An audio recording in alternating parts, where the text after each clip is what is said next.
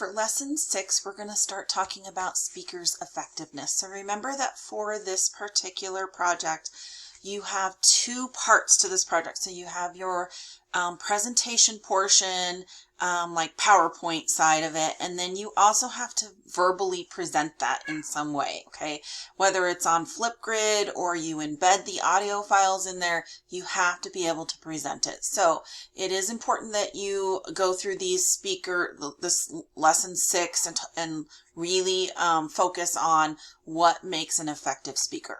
So many factors can make speech or oral presentation interesting and entertaining, but the key is to organizing your paper and communicating that message effectively. So organization plays a big part in this. So you can organize it in different ways. It can be in chronological order, that's time order. You can kind of have a cause and effect kind of order in there. You can do a problem and solution where you identify the problem and then the ways that you could solve that problem. You could do a compare and contrast to identify similarities and differences. It just really depends on what topic you picked and how you're going to organize or how you decide to write your paper, okay? And then basically basically what you're doing for this essay is you are researching whatever question that you come up with. You are answering that question by providing all of the research and data and everything, making your points, and you're writing an essay to do this. And then you're going to take that essay and then you're going to put bullet points into a presentation like a PowerPoint, or you can make a video. There's different options that you can do. And then you're basically going to present that to your audience, okay? So you will need to present, again, I'm going to say this, you will need to present this orally on Flipgrid or record audio directly into your PowerPoint, or if you do a video and animation, you have to have it on there. And for the website, there is an oral piece there as well. So just make sure that you look at all of the requirements for each option. So remember that if you fail to present this, it results in a 0 on that category in the rubric. That is a loss of 2 points right off the top of your score. So just keep that in mind. All right, we're going to watch a video on what makes a good PowerPoint. Hi, I'm Meredith from HubSpot, and today I'm going to show you how to design a good PowerPoint presentation. If you enjoy this video, don't forget to like it and subscribe to our channel. Post any questions or suggestions you have in the comments below. Let's get started. Have a presentation coming up that involves PowerPoint slides? Creating the content and design for a new presentation can be a tough task. Between outlining, designing, and finalizing the details, it's not uncommon for a few questions to pop up. Where's the best place to start? Are some steps better to take before others? How can you make sure you aren't missing anything? And how on earth do you master those essential design tricks that can take a presentation from good to great? We're here to make the process a little easier for you. With the following tips, you'll be able to navigate PowerPoint like a pro. The first step is outlining your content. First, decide on a working title and the main takeaways. A working title is more specific than a topic. Think, how the right nutrition can strengthen your kids' bones, instead of raising healthy kids. Once you've got your working title, make a list of the main takeaways of your presentation to begin giving it some structure. While you outline, it's important to keep your specific audience in mind. Ask yourself, what do your audience members already know? What new information can you teach them? What are they expecting from your presentation? What's going to be interesting to them? What will keep them focused and engaged? Next, formulate your content as a narrative if possible. This may not apply for more formal presentations that have rigid structures, like performance reports, but for presentations that have more flexibility, presenting your content as a narrative can be much more compelling. Stories appeal to people's emotional side in ways that information, facts, and figures can't. They help you relate to your audience, and in turn, they'll make you and your message far more interesting for your audience. Next, collect relevant data and examples to boost your content's credibility. While big statements can help you set the stage, supporting those statements with evidence will make your argument more interesting and credible. But don't just slap random stats on your slide and expect to wow your audience. Be sure your data comes from a reputable source and that you're presenting it in a way that's easy to understand, like through accurate charts and graphs. Now, it's time to focus on outlining your PowerPoint design. Pick a color scheme.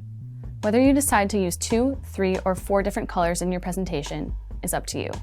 But certain color combinations go together better than others. Pick colors that support the tone of your content, solve for legibility, and don't distract from what you have to say. Next, design your slide backgrounds. In PowerPoint, less is more.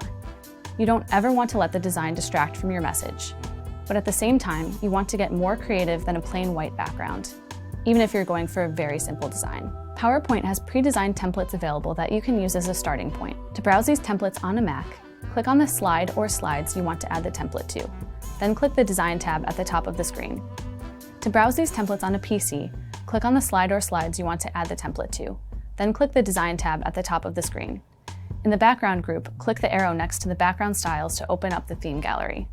You can use one of these pre-made templates as a base to customize and add your own creative spin. Next, it's time to format your content for maximum impact. The most basic design work is done, and it's time to start filling in the information on your slides based on the text outline you created earlier. First, create a skeleton of how your slides will flow by adding a title slide, all your header slides, and maybe a few supporting slides in between. These slides shouldn't be complex, just titles and headers, a few tidbits of information, some details you want to remember down the road, and only the 1 or 2 images you're positive you want to use. You'll add more slides and fill in the rest of the information and images later, I promise. You should start with a strong opening. Whether you like it or not, your audience is going to make value judgments about you, your organization, and your message within the first minute of your presentation. Want to ensure you start your presentation with a bang? The folks at the London Speaking Bureau suggest beginning with a dramatic, sharp opening, like a challenging question or poll. For example, you might say, "Everybody close your eyes. Now raise your hand if you've ever been rude to someone." You might also use a powerful statistic or a personal story that your specific audience can relate to. However you choose to begin, be sure it engages your audience immediately, both intellectually and emotionally. Now fill in the text on your slides using concise language. Your slides are there to support the speaking components of your presentation, not replace it. If your slides contain too much information, like full sentences or paragraphs, then your audience members won't be able to help but read the slides instead of listening to you.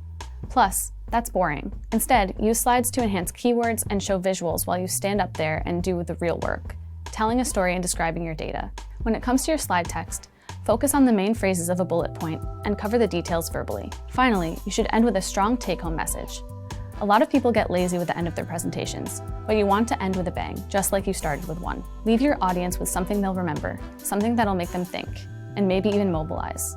Want to make your presentations even stronger? Click the link in the description below. Thanks for watching. If you enjoyed this video, be sure to like it and subscribe. Let me know how you're doing in the comments below. So she had a lot of great information in that video. I took notes as she was talking, and just a few things that I want to point out. Remember on your PowerPoint is there to emphasize your key points and give your audience visuals while you actually talk about the presentation. It is not there for them to be able to go through and read the PowerPoint on their own. If they can read it on their own and get all of the information, then your PowerPoint is no good. Sorry guys, but that's the true fact.